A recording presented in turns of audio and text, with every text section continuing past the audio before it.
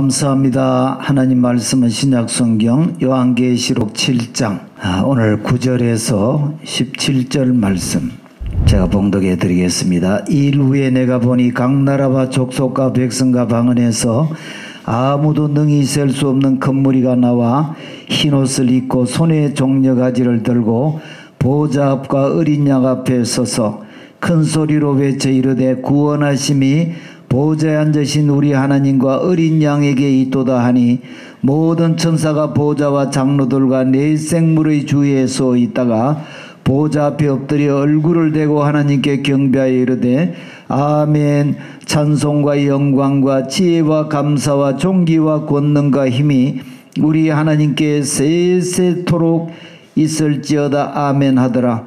장로 중 하나가 응답하여 나에게 이르되 이 흰옷 입은 자들이 누구며 또 어디서 왔느냐.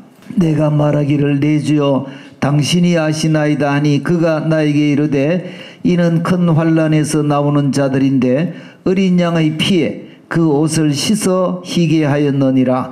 그러므로 그들이 하나님의 보좌 앞에 있고 또 그의 성전에서 밤낮 하나님을 섬기매 보좌에 앉으신 이가 그들 위에 장막을 치시리니 그들이 다시는 줄이지도 아니하며 목마르지도 아니하고 해나 아무 뜨거운 기온에 상하지도 아니하리니 이는 보좌 가운데 계신 어린 양이 그들의 목자가 되사 생명수 샘으로 인도하시고 하나님께서 그들의 눈에서 모든 눈물을 씻어 주실 것임이라. 아멘.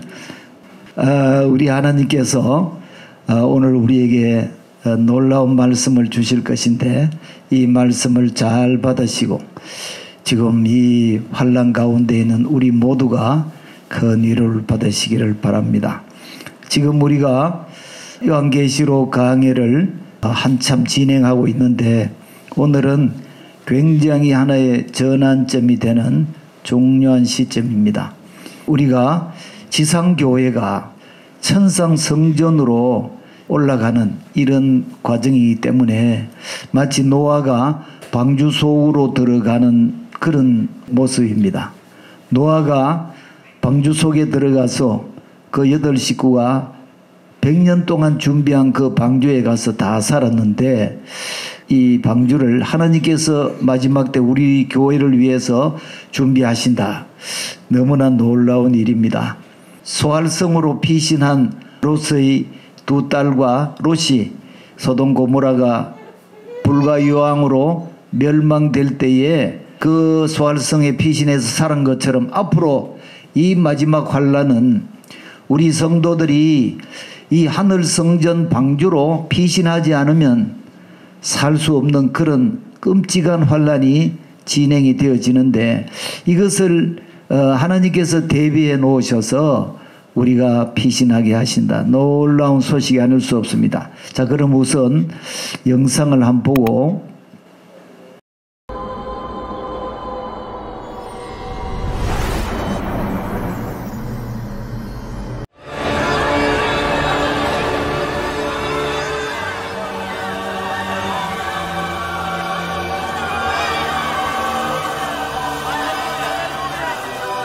Who are these people?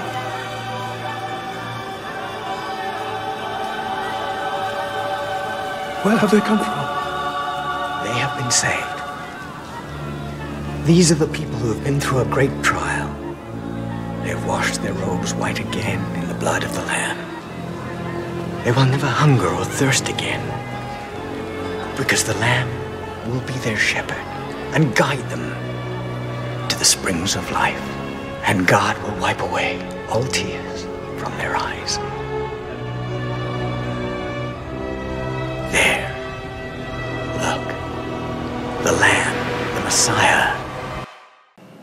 자, 이 감격스러운 내용이 앞으로 우리가 겪고 체험할 내용이다 이런 생각이 되니까 감사드립니다.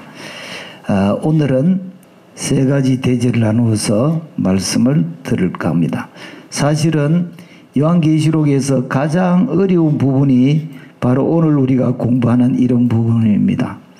첫째로 오늘 7장을 공부할 것인데 이 7장은 가장 해석이 난해한 그런 부분이고 많은 신학적인 논쟁이 있지만 저는 그런 장이 아니라고 생각합니다. 이 7장에는 두 부류의 사람들이 나와요. 첫째로는 14만 4천 인치심을 받는 이스라엘 사람들이 나오고요. 두 번째로는 셀 수 없이 많은 이방인 무리가 나와요. 자, 이스라엘 사람들이 인치심을 받는 그런 모습과 또 셀 수 없이 많은 무리들이 하늘 성전 보좌 앞에서 찬양하는 이런 모습인데 이것이 어떤 모습이고 우리 교회와는 어떤 관계가 있느냐. 자, 이것을 한번 살펴보도록 하겠고요. 우선 지난 주일에 공부를 했지만은 6장부터 시작해서 7년 환란이 진행되는데 예수님이 인을 떼면서 첫째 인을 떼면은 흰말이 나타나요. 이거 적그리스도가 나타나는 것이고, 두 번째는 붉은색 말이 나타나는 것은 세계 전쟁이 일어납니다. 어마어마하게 큰 전쟁이 일어나고요. 세 번째 인을 떼면은 검은색 말이 나타나는데 이때는 기근, 지진과 기근이 온 세계를 덮을 것이고, 네 번째 청황색 말이 나타나면은 인류의 4분의 1이 죽어요. 만약 인류가 60억이 만약에 이 환란에 들어가면 4분의 1이니까 15억이 죽어요. 요새 지금 코로나로 뭐 30만 명이가 죽은 사람이, 그리고 뭐 확진자가 300만 명 같으면 그거에 수만 배가 되는 사람들이 이 네 번째 인을 떼면은 죽게 됩니다. 그리고 다섯째 인을 떼면은 순교자들이 하나님의 제단에서 막 우리 피를 신원해 달라고 하면서 기도하는 뭐 지난 주일에 우리가 봤습니다.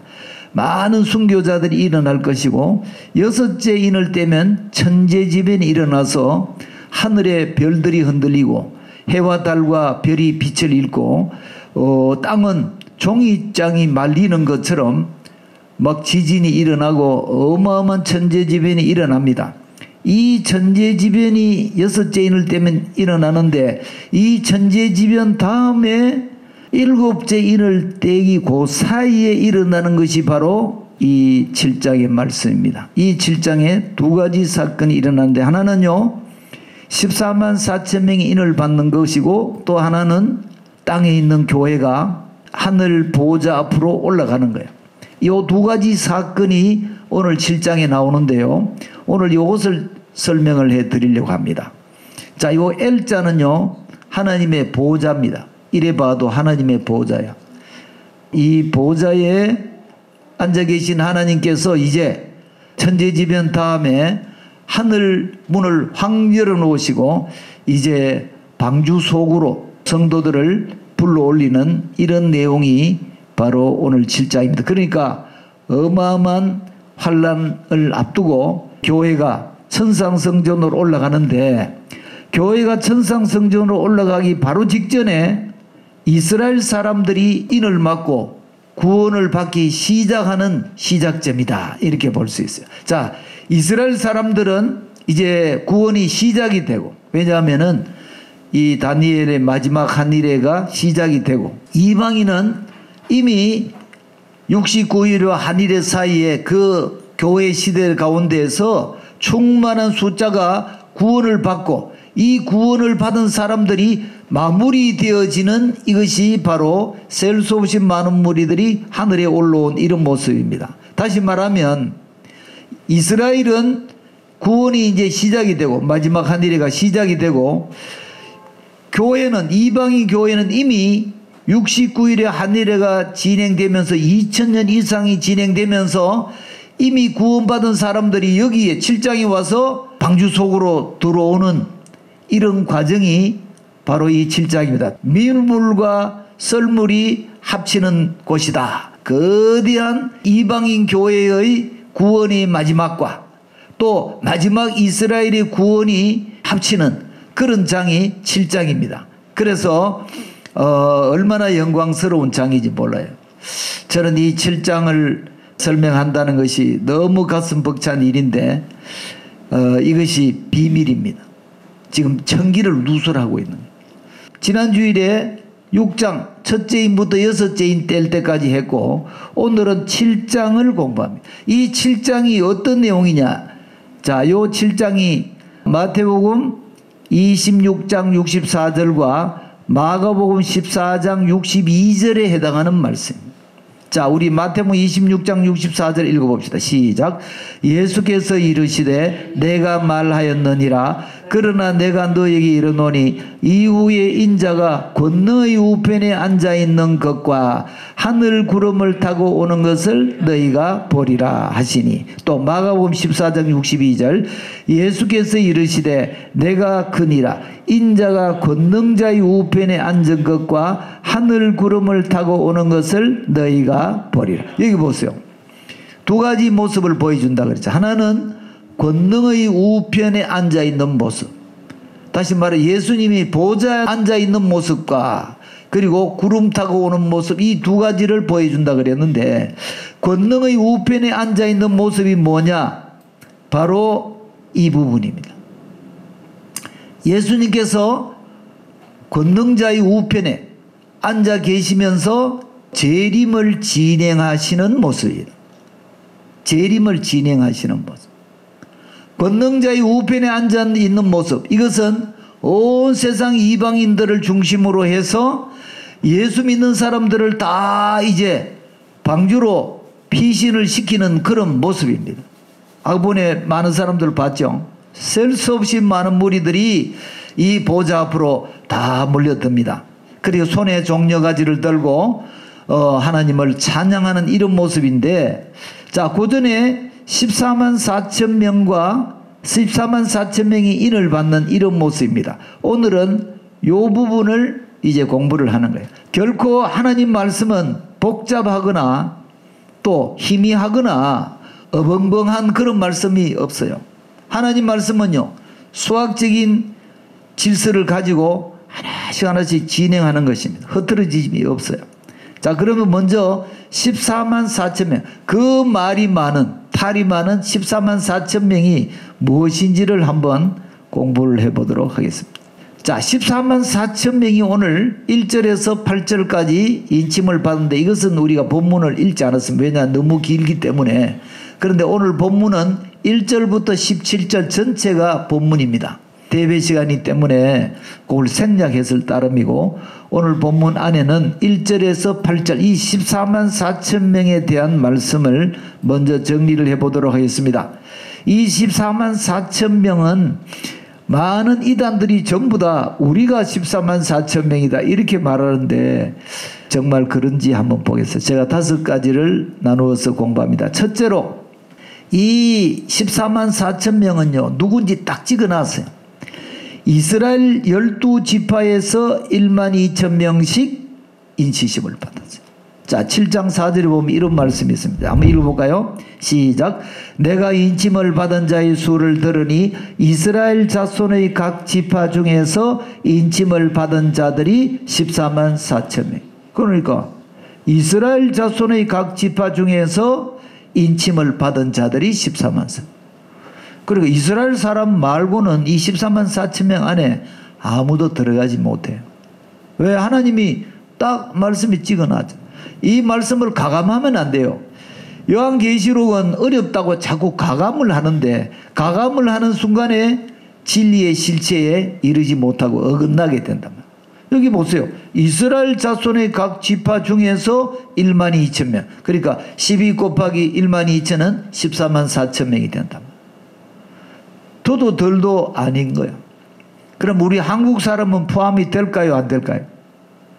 우리 한국 사람은 이 안에 들어갈 수 없어요. 전혀 들어갈 수 없어요. 자, 이스라엘 자손 중에서 1만 2천 명이다. 이것은요, 이것을 뭐 상징으로 해석하면 요한계시록의 실체에 이르지 못합니다. 자, 두 번째로 이스라엘 가운데 처음 익은 열매다. 자, 이 14만 4천 명은요, 마지막 때 이스라엘 백성들이 구원받는 처음 열매다. 다시 말해 이 이스라엘 민족이 하나님이 구약 성경에 그렇게 많이 선지자들 통해서 말씀하신 그 이스라엘의 최종적인 구원이 드디어 이루어지는 첫 열매들이야. 이스라엘 백성들 가운데 첫 열매입니다. 잘 보세요. 한번 읽어볼까요? 시작. 이 사람들은 여자와 더불어 더럽히지 아니하고 순결한 자라. 어린 양이 어디로 인도하든지 따라가는 자며 사람 가운데서 속량함을 받아 처음 익은 열매로 하나님과 어린 양에게 속한 자들이니. 여기 사람이라는 것은 이스라엘 백성을 말하고 이스라엘 사람 가운데서 속량함을 받은 처음 익은 열매. 자, 하나님이 이제 마지막에 이스라엘의 구원을 이루어 가시는데 첫 열매가 바로 14만 4천명입니다. 이 사람들이 결국은 어떤 사람이냐? 창세기 45장의 3절과 같은 사람. 시작. 요셉이 그 형들에게 이르되 나는 요셉이라. 내 아버지께서 아직 살아 계시니까 형들이 그 앞에서 놀라서 대답하지 못하더라. 여기 보면은 요셉이 드디어 쌀을 쌓아온 그 형들에게 내가 요셉이라고 공개를 합니다. 그러니까 이 형들은 깜짝 놀라는 거지. 왜? 자기들이 옛날에 팔아버린 그 동생이, 또 여기 베냐민도 있죠. 베냐민 자기 형님인데, 아니 이 요셉이가 살아있다니 처음 이제 만나죠. 이 11명의 형제들과 요셉의 관계가 바로 예수님과 이 14만 4천 명과의 관계입니다. 이 11명은요 자기 가족들에게 돌아가서 70명에게 뭐라고 말할까요? 특히 아버지에게 뭐라고 말할까요? 아버지는 평생을 사랑하는 아들, 애지중지하던 아들, 채색 옷을 입혀주었던 그 아들이 짐승에 물려 죽은 줄 알고 그 아들을 가슴에 묻고 있는데 그 아들이 살아있다는 말을 들으니까 그거 믿기지 않겠죠? 아버지, 요셉이가 살아있었습니다. 아니 이놈들아 무슨 뚱딴지 같은 소리냐. 요셉이가 옛날에 죽었는데 뭐 살아있단 말이냐. 살아있습니다. 살아있을 뿐 아니고 애굽에 총리가 되어 있습니다. 얘들이 점점 이상한 말을 하네. 그런데 마당에 보니까 바로왕만이 탈 수 있는 황금수레가 마당에 딱 있단 말이에요. 그 황금수레를 보고 야곱이가 이 얘들이 허황된 이야기를 하는 것이 아니구나. 괴담을 늘어놓는 것이 아니구나. 이렇게 하고 이제 가보자. 요셉이가 살아있으니까 나는 이제 죽어도 좋다면서 주섬주섬 다 섬기고 이제 애굽으로 내려가는데 요 11형제의 역할을 누가 하느냐? 14만 4천 명이 하는 거예요. 11형제가 가나안 땅에 있는 자기 민족에게 요셉이 살아있다. 요셉이 총리가 되어 있다. 요셉에게 가야지 산다. 앞으로 5년 동안의 흉년이 오는데 요셉이 한테 가야 산다. 바로 이런 내용이 창세기에도 그대로 이루어지는 것이. 이것이 14만 4천 명입니다. 여러분 방주 이야기가 창세기로 끝나는 것이 아니고 지금 이 방주 사건이 일어나고 있단 말이에요. 7장에. 또 요셉의 사건이 또 일어나고 있어. 이것이 성경이다. 이 14만 4천 명은요 창세기로 풀어야 됩니다.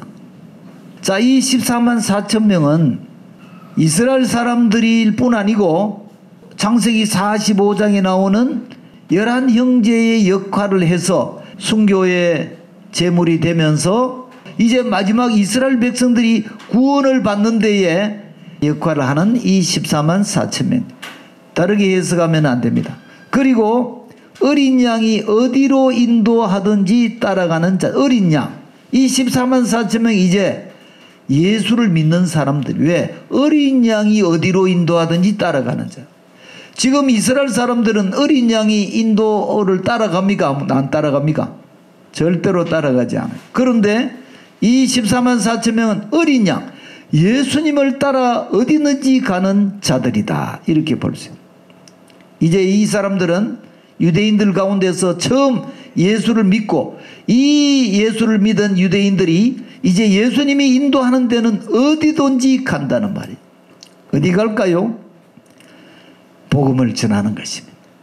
예수님이 자기 민족에게 이스라엘 민족에게 복음을 전하도록 사명을 주시면은 이들은 이스라엘 백성들을 복음으로 양육하는 이런 분들입니다. 잘 봅시다.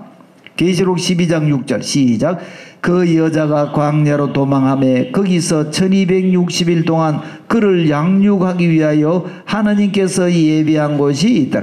여기에 여자는 이스라엘 백성들이고 이 회개한 이스라엘 백성들이 광야로 도망할 때 그때 그들을 양육하는 사람들이 있습니다. 양육이라는 것은 하나님 말씀으로 복음으로 이들을 이제 점점 우리 시온이가 이제 점점 크는 것처럼 이렇게 양육을 받아서 누가 양육하느냐? 14만 4천 명이 양육합니다. 자, 12장 11절 봅시다. 시작. 또 우리 형제들이 어린 양의 피와 자기들이 증언하는 말씀으로서 그를 이겼으니 그들은 죽기까지 자기들의 생명을 아끼지 아니하였다.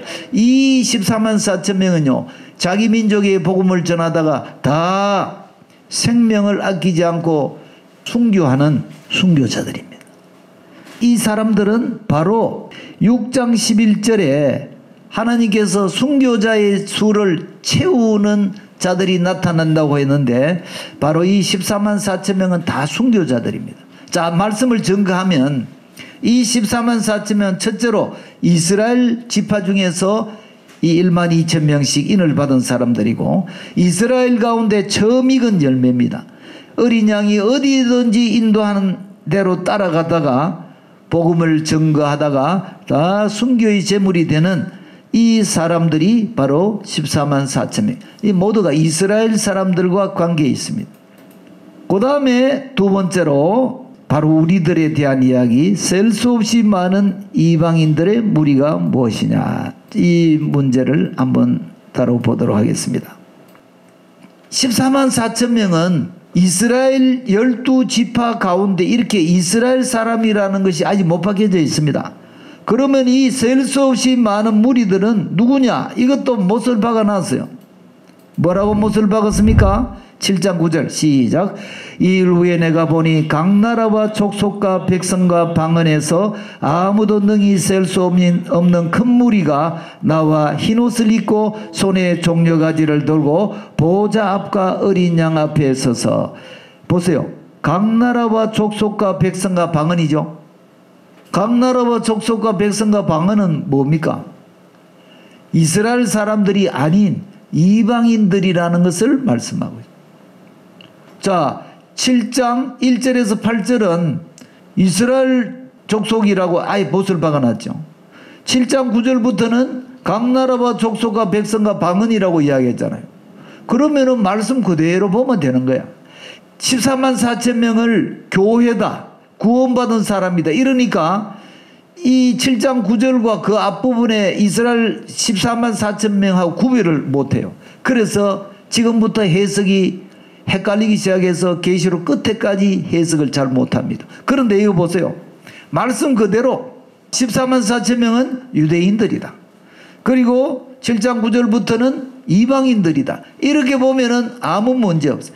이 7장 9절에 셀 수 없이 많은 무리들은 이미 2000년 이상, 지금 2020년이죠. 동안의 구원이 계속 되어 와서 끝 열매를 맺는 이런 모습입니다. 하나는 마무리되고 하나는 시작이 되고 마지막에 이런 절묘한 조화가 일어나고 있습니다. 그렇기 때문에 이 셀 수 없인 이방인 무리들은요, 말 그대로 각 나라와 족속과 백성과 방언, 이방인들을 말합니다. 흰옷을 입었어요. 이들이 흰옷을 입었다는 것은 뭐를 말하느냐? 그들이 예수 그리스도의 십자가 보혈로 죄 사함을 받았다는 것을 의미하고 있습니다. 흰옷이라는 것은, 까만 옷이라는 것은 죄인이라는 뜻이고요. 흰옷이라는 것은 그들이 예수님의 보혈로 죄 사함을 받았다는 것입니다. 자, 7장 9절 읽어볼까요? 시작. 이일 후에 내가 보니 각 나라와 족속과 백성과 방언에서 아무도 능히 셀 수 없는 큰 무리가 나와 흰옷을 입고 손에 종려가지를 들고 보좌 앞과 어린 양 앞에 서서, 이 흰옷이 뭐냐? 14절에 설명하고 있습니다. 시작. 내가 말하기를 내 주여 당신이 아시나이다 하니 그가 나에게 이르되 이는 큰 환난에서 나오는 자들인데 어린 양의 피에 그 옷을 씻어 희게 하였느니라. 딱 설명이 나와요. 흰옷이라는 것은 예수님의 십자가의 보혈로 죄 사함을 받았다는 그것을 의미하는 것입니다. 자, 그래서 시간이 없기 때문에 아가서는 생략하고요. 자, 그리고 이들이 종려가지를 들었어요. 종려가지는 무슨 의미냐? 이것은 레위기 23장 40절에 나옵니다. 종려가지가 뭐냐? 한번 읽어볼까요? 자, 시작. 첫날에는 너희가 아름다운 나무 실과와 종려나무 가지와 무성한 나무 가지와 시내 버들을 취하여 너희 하나님 여호와 앞에서 이레 동안 즐거워할 것이니라. 이것은 장막절입니다. 초막절, 장막절. 이스라엘의 제일 마지막 절기가 장막절인데, 이 장막절은 천년왕국과 재림을 예표하는 절기입니다. 이 장막절, 초막절, 첫날에 종려가지를 들으라 그럽니다. 지금 이 예수님의 재림이 시작이 되는 이 7장에서 종려가지를 들었다고 하는 것은 대단한 의미가 있습니다. 다시 말하면 이 하나님의 나라가 첫날 시작이 되었다는 의미다, 이렇게 볼 수 있습니다. 종려가지를 들었다. 이것은 이미 예수님의 재림이 시작이 되었고 부활의 영광으로 추수가 되어 가지고 하나님의 보좌 앞으로 올라가 있는 이런 모습입니다. 이들이 큰 환난에서 나오는 자들이다. 어떤 분들이 이렇게 말해요. 휴거는 아주 예수 잘 믿는 사람, 소수의 사람들만 휴거된다. 그런데 저는 이 성경에 그대로 셀 수 없이 많은 무리들이 올라와 있어요. 다시 말하면 첫 번째 방주에 올라온 사람들, 이방인들은요, 셀 수 없이 많은, 이 요한계시록의 최고로 많은 숫자가 2만만, 2억입니다. 2억보다 더 많다는 거예요. 다시 말해 수억이 될지 수십억이 될지 많은 이런 사람들이 이 보좌 앞으로 지금 방주로 올라와 있는 이런 모습을 보면 저는 좀 안심이 조금 돼. 왜?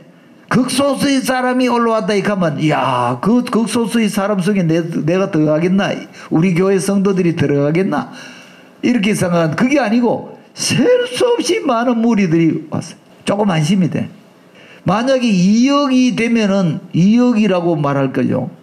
그런데 여기는 셀 수 없이 많은, 어마어마하게 많은 숫자가, 아예 셀 수 없는 숫자가 여기에 방주 속으로 다 들어왔다. 얼마나 대단해. 그런데 보세요. 이들이 부활의 몸을 입었다는 것을 뭐로 볼 수 있느냐? 7장 16절입니다. 시작. 그들이 다시는 줄이지도 아니하며 목마르지도 아니하고 해나 아무 뜨거운 기운에 상하지도 아니하. 요것은 이 보좌 앞에 올라온 이 사람들이 부활의 몸을 입었다는 것을 말합니다. 왜? 밥 안 먹어도 배 안 고프고 뜨거운 불에 들어가도 안 상한다는 것은 부활의 몸을 입었다. 자, 이 방주 속에 들어온 이 이방인 교회들은 다 부활의 몸을 입고 그 앞에 찬양하는 그런 놀라운 광경입니다. 그런데 제가 한번 질문해 보겠습니다. 이 셀 수 없이 많은 무리들 가운데서 이스라엘 가운데 지금 예수 믿는 메시아닉 주들이 포함이 되어 있을까요? 안 되어 있을까요? 대답하려고 하면 시간 걸리니까 제가 대답하겠습니다. 메시아닉 주들이 왜 포함이 안 되겠습니까? 각 나라와 족속과 백성과 방언에서 아무런 능히 셀 수 없는 지금 이스라엘 백성들 가운데 예수 믿는 사람들은 다 몽땅 포함이 된단 말이죠. 구별이 없어요. 아, 너는 유대인이니까 너 좀 이따가 와, 이게 아니고 예수 믿는 사람들은 누구나 다 여기에 다 지금 피신해 가지고 하나님께 찬양을 드리는데, 이제 제가 앞으로 구름 재림할 때에 이 7장 9절의 사람과 또 구름 재림하실 때에 그때 구원받은 사람들과의 차별이 있는데 그것은 나중에 말씀을 드려요. 오늘 한꺼번에 이야기하면 이해가 안 되기 때문에 이들이 부활의 몸을 입은 사람들이, 땅에 있는 14만 4천 명은 이제 인을 받고 이제 처음 익은 열매로서 자기 민족이 이제 앞으로 복음을 전하는 그런 모습이고요. 셀 수 없이 많은 이방인들은요, 부활의 몸을 입고 하나님의 보좌 앞에 다 지금 피신에 올라와 있습니다. 여러분 보세요. 하나님의 보좌 앞에 올라왔다. 이것은 부활의 몸을 입지 않고는 올라갈 수가 없어요. 왜? 하나님 앞으로 가는데, 쉽게 말하면 여러분 우리가 지금 이런 몸으로 태양 속에 들어가면 살 수 있을까 못 살까? 아니, 우리가 지금 이런 몸으로 태양 속에 들어가면 살 수 있을까 없을까? 못 살지. 형체도 없이 사라지지. 이 육신의 몸으로 태양 속에 들어가는 것이 안 되는 것처럼 하나님은 태양보다 더 밝고 어마어마한 빛인데 우리 육신의 몸으로 보좌 앞에 갈 수 있다? 그거는 못 가요. 그래서 우리가 보좌 앞에 있다. 지금 제가 앞으로 보좌 앞에라는 말씀을 여러 번 찾아볼 건데 이 보좌 앞에 간다는 것은 부활의 몸을 입어야지 갈 수 있어요. 아시겠어요? 여러분, 우리가 부활의 몸을 입으면 태양 속에 들어갈 수 있을까요? 없을까요? 그 만판 들어갈 수 있어. 태양의 그 뜨거운 열기도 견디낼 수 있는 것이 부활의 몸이야. 그러니까 부활의 몸을 입으면 태양이고 어디고 우리가 해를 입자. 아무 뜨거운 해를 받지 않는다. 이거 보세요. 아무 뜨거운 해를 받지 않는다는 태양 속에 들어가도 괜찮은 몸을 입었다. 아멘. 바로 이것입니다. 자, 그래서 우리 하나님께서 오늘 이 14만 4천 명과 셀 수 없이 많은 무리들이 어떻게 인을 받고 앞으로 이제 복음 전도자로 준비되고 또 셀 수 없이 많은 무리들이 어떻게 하나님의 보좌 앞에까지 그들이 방주 속으로 올라온 내용을 말씀했어요. 자, 이것을 앞으로 제가 좀 더 세밀하게 이제 설명을 할까 합니다. 이것을 신학적인 논쟁으로 하면요, 이거는 밤새도록 해도 안 됩니다. 자, 그러면 우리들의 믿음과 결심. 자, 우리가 이제 방주 속으로 들어갈 때가 있는데 그때를 위해서 우리가 어떻게 준비되어야 되느냐. 오늘은 데살로니가 전서 5장 15절부터 23절까지를 본문. 지난 주일에는 베드로 전서 4장을 말씀했고 오늘은 데살로니가 전서에서는 우리가 어떻게 이 마지막 때를 준비하라고 하느냐 그 말씀입니다. 첫째로 자, 한번 읽어봅시다. 시작. 항상 기뻐하라. 쉬지 말고 기도하라. 범사에 감사하라. 이것이 그리스도 예수 안에서 너희를 향하신 하나님의 뜻이니라. 잘 보세요. 우리는 이제 환난이 와도 어마어마하게 하나님이 큰 방주를 예배해 놓으시고 우리가 그 안에 다 들어갈 건데 왜 염려하고 걱정하느냐. 그러니까 항상 기뻐하고 쉬지 말고 기도하고 범사에 감사하고 이렇게 하면서 그 다음에는 성령을 소멸치 말라. 이것이 뭡니까? 우리 속에 계시는 성령임을 기쁘게 하고 성령 충만을 받아서 이 성령의 열매를 많이 맺는, 여기 보세요. 19절에 보세요. 시작. 성령을 소멸하지 말며. 우리가 지혜로운 다섯 처녀가 되려 그러면 기름 준비를 만땅 해야 된다. 그래야지 방주 위로 올라갈 수가 있는 거예요. 그 다음에 그렇게 하면 어떻게 되느냐? 바로 세 번째로 하나님께서 우리의 영과 혼과 몸을 지켜주신, 주님이 오실 때까지 지켜주신. 자, 데살로니가 전서 5장 23절 시작. 평강의 하나님이 친히 너희를 온전히 거룩하게 하시고 또 너희 온 영과 혼과 몸이 우리 주 예수 그리스도께서 강림하실 때에 흠없게 보존되기를 원하나. 여기에 이 우리나라의 번역이 조금 시원찮아. 그리스도 예수께서 강림하실 때까지 우리를 흠없게 보존해 주신다. 이런 말이야. 원래의 뜻이 그런.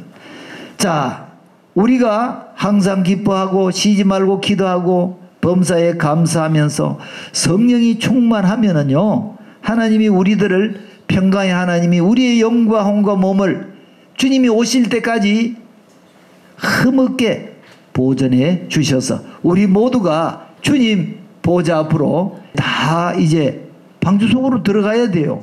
왜 방주 속으로 들어가야 되느냐? 안 들어가면 못 살아요. 다른 방법이 없다니까요. 왜 예수를 믿어야 되느냐? 예수를 믿지 않으면 다른 방법이 없으니까 예수님을 믿으라고 하는 거예요. 다른 방법이 있으면 우리가 얼마든지 믿을 수 있어. 그러나 예수님의 십자가의 보혈 이외에는 구원받을 방법이 없으니까 예수님을 믿지 않으면 안 되는 거예요. 그 유일한 방법. 또 마지막 때에 이 환난이 오게 되면은 이 방주 속으로 들어가지 않으면 아무도 살 수 없는 그런 환난이 온다는 거예요. 아, 이거 목사님 이 마른 땅에 무슨, 그 이야기는요, 노아 이후 사람들이 100년 동안 이야기한 거야. 아이고 영감태 이 마른 땅에 무슨 홍수가 온다고 저 봐, 저 돌았지 지금. 안지 이 사람들이 사이코야. 산꼭대기에 무슨 배를 짓는다고. 저 배도 작은 배가 아니고 135m와 같은 거대한 배를 짓는데 돌아도 한참 돌았다고 이야기해.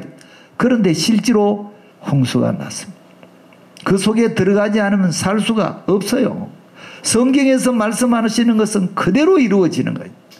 롯과 두 딸이 소알성에 피신하지 않으면 소돔 고모라 성이 망할 때 다 망하고 마는. 피신해야 돼.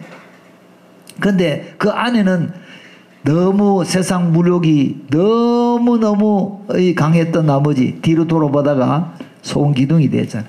자, 이제 말씀을 맺도록 하겠습니다. 우리는요 정말로 복된 사람들이야.